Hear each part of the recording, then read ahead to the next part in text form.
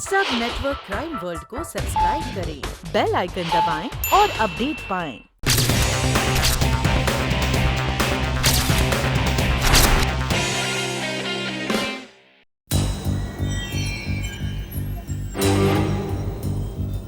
Colonel, handwriting expert और lab की report आ गई है। दोनों में हैंडराइटिंग सेम ही है। लाओ।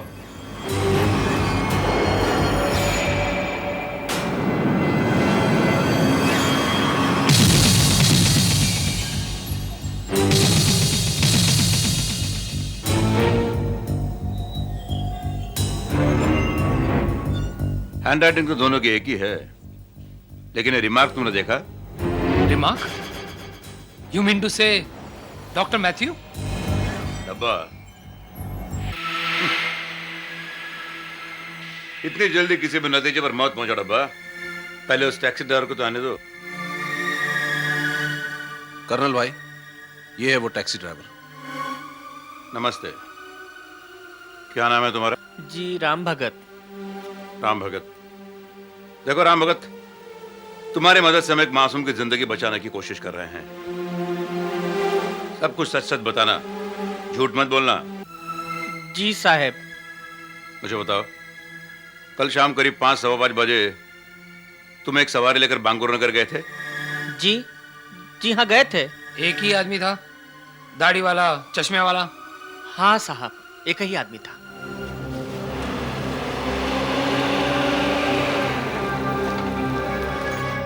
इधर ही छोड़ा था साहब, इधर ही छोड़ा था। कर्नल भाई, यहां उस आदमी का मिलना एक ही सूरत में हो सकता है। या तो वो इस इलाके का रहने वाला हो, या फिर इस इलाके में उसकी कोई ऑफिस या दुकान वगैरह हो। तो Iqbal, glow white dry cleaners. क्या हुआ कर्नल भाई? वो देखो। अरे, ये तो विलास सैनी है, 1 साल पहले जिसका बच्चा। वो दूसरा आदमी, दाढ़ी वाला। क्या ये वही आदमी है जो तुम्हारे टैक्सी से उतरा था? मैं पूरे विश्वास के साथ नहीं कह सकता साहब, हो भी सकता है और नहीं भी।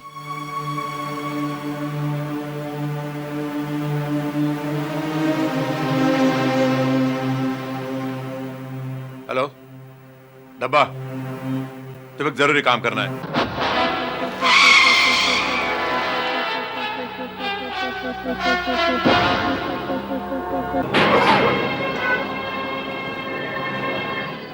जी, मुझे मेरी शर्ट ड्राई क्लीनिंग के लिए देनी थी। नो प्रॉब्लम, लाइए।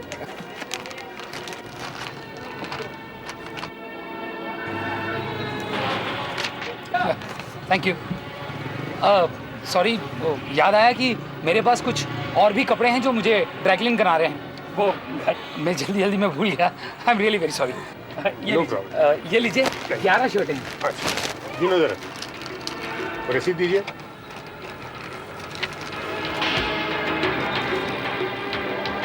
कुल मिलाकर 12। कुल मिला के 12। Thank you very much. Monday को आके ले जाइएगा। जी, थैंक यू वेरी मच।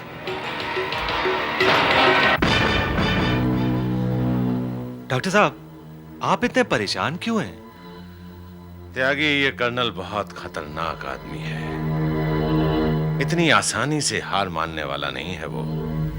पर हम भी कुछ कम तो नहीं है। डॉक्टर साहब, आप चिंता छोड़िए, मैं कर्नल को मनमानी करने नहीं दूंगा। त्यागी, अगर वो अदालत से परमिशन ले आया तो उसे रोकना बहुत मुश्किल होगा। पहले अदालत से परमिशन तो ले आए, फिर देखेंगे।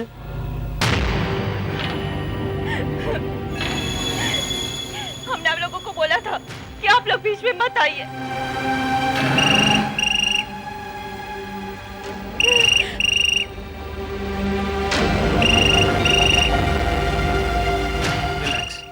ये तो कर्नल का नंबर है।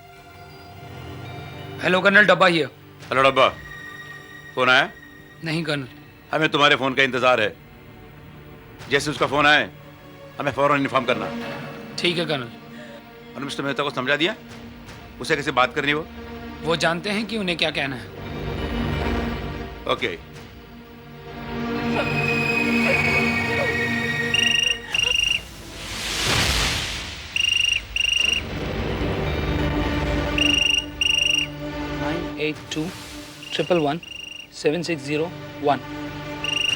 उठाइए mister Mehta. Hello. Mister Mehta, जी हाँ, आप कौन बोल रहे हैं?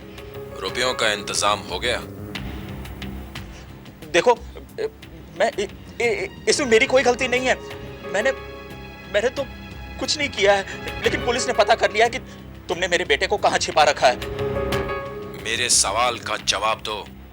नहीं, मैंने तो पुलिस से अपना केस वापस ले लिया था। हाँ, और रुपयों का भी इंतजाम कर लिया था, तभी तो खिड़की पे सफेद रुमाल बांधा था मैंने। ज्यादा होशियार मत बनो, मैं तुम्हारे बेटे को काट कर फेंक। तुम ऐसा नहीं कर सकते हो, तुम ऐसा नहीं करोगे। प्लीज देखो, मेरी बात समझो। पुलिस मुझ पर दबाव डाल रही है कि मैं तुम्हें 1 रुपया भी ना दूं। मैं क्या करूं? और सुनो, पुलिस ने पता कर लिया है कि तुम्हारा ठिकाना कहाँ है।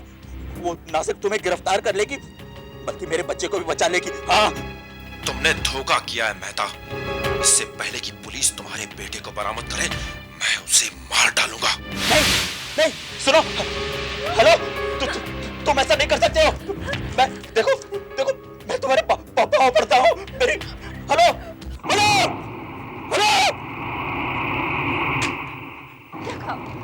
क्या कहा उसने बच्चे को मार देने की धमकी दी है। नहीं, क्या होगा अभी? प्लीज आप लोग शांत हो जाइए, घबराइए मत। मैं अभी कर्नल को फोन लगाता हूँ। आप हमारी बात क्यों नहीं मानते हैं? हमें पैसे देने दीजिए ना। हेलो कर्नल, डब्बा हियर। हाँ, उसका फोन आया था। उसका नंबर मोबाइल के प्रीपेड कार्ड का था।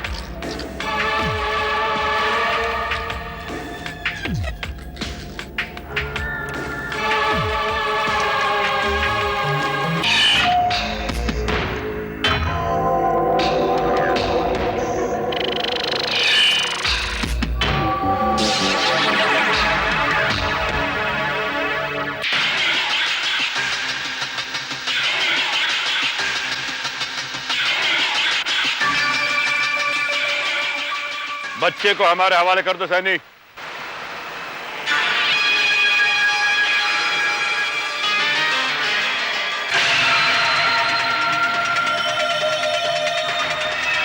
बस क्या बिड़ू, पतली गली से निकल रहे थे? खुद को बहुत होशियार और अक्लमंद समझते हो। मिस्टर मेहता के बच्चों को किडनैप करके फिरौती की रकम मांगने के लिए तुमने उसी खत का इस्तेमाल किया जिसे 1 साल पहले टोनी ने तुम्हें भेजा था।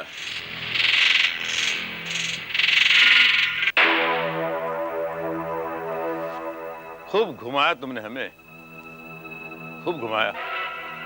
खत की हैंडराइटिंग टोनी की हैंडराइटिंग से मिलने की वजह से हमें यह शक हो गया कि टोनी अब भी जिंदा है। और मिस्टर मेहता को फोन पर से धमकाने के लिए तुमने उसी कैसेट का इस्तेमाल किया था जिस कैसेट में टोनी की आवाज रिकॉर्ड की गई थी। टोनी की आवाज और उसके खत ने हमें उसके पिता पर शक करने पर मजबूर कर दिया, यहां तक कि हम उसकी कब्र खोदने पर मजबूर हो गए। लेकिन तुम पर शक मुझे तब हो गया था जब वो टैक्सी ड्राइवर हमें तुम्हारे लॉन्ड्री तक ले गया। टैक्सी ड्राइवर तुम्हें पहचान नहीं सका क्योंकि उस वक्त भी तुम्हारे चेहरे पर नकली दाढ़ी लगी हुई थी, तुम्हारे नौकर सुरेश की तरह।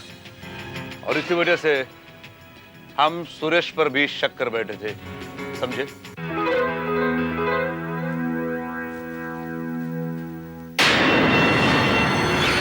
लेकिन रूप बदल लेने से इंसान अपनी असलियत नहीं छुपा सकता। फिरौती वाले खत को टोनी के हैंडराइटिंग के साथ मैच करवाने के लिए हमने भेजा।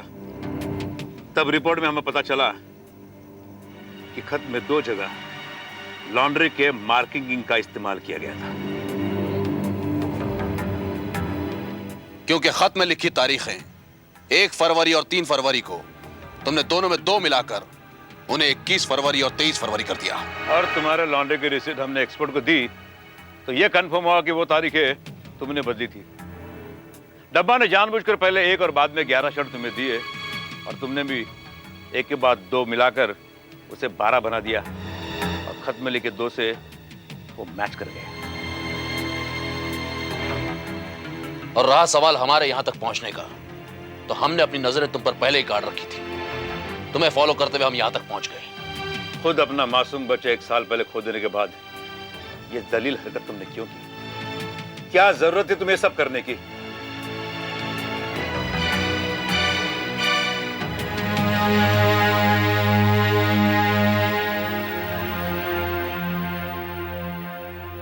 कर्नल साहब, मेरा बच्चा इसलिए मारा गया कि मेरे पास किडनैपर को देने के लिए 25 लाख रुपए नहीं थे। अगर वो रुपया मेरे पास होता तो शायद मेरा बच्चा बच जाता। अपने बड़े बेटे को खोने के बाद मुझे इस शहर से नफरत हो गई थी। मैं यहां से भाग जाना चाहता था, लेकिन कहां जाता? रोटी रोजी तो इसी शहर में लिखी थी। मैं अपने छोटे और इकलौते बेटे की तरफ से इनसिक्योर हो गया। मुझे हमेशा ये डर लगा रहता था कि कहीं मेरे छोटे बच्चे के साथ भी वही ना हो जो मेरे बड़े बच्चे के साथ हुआ। मुझे उसकी हिफाजत के लिए बहुत सारा रुपया जमा करना था। मैंने जान तोड़ ईमानदारी से मेहनत की, फिर भी मैं 5 लाख रुपए उसके लिए जमा नहीं कर पाया। टोनी का वो खत और उसकी टेलीफोन पर रिकॉर्ड की हुई आवाज का वो कैसेट मेरे पास था। टोनी की फांसी के बाद अचानक मुझे ये ख्याल आया कि किसी बड़े बाप की औलाद को किडनैप करके मैं बहुत सारा रुपया कमा सकता हूं, और उस खत और कैसेट की मदद से मैं पुलिस को वरगला सकता हूं। बस मैंने बच्चे का किडनैप कर लिया। बहुत बड़ी भूल की तुमने, बहुत बड़ी भूल की। अपने इकलौते बेटे की हिफाजत करने के लिए गलत रास्ता अपनाकर रुपया जमा करने की कोशिश में तुमने अपने बेटे से उसका बाप छीन लिया। सोचो जरा,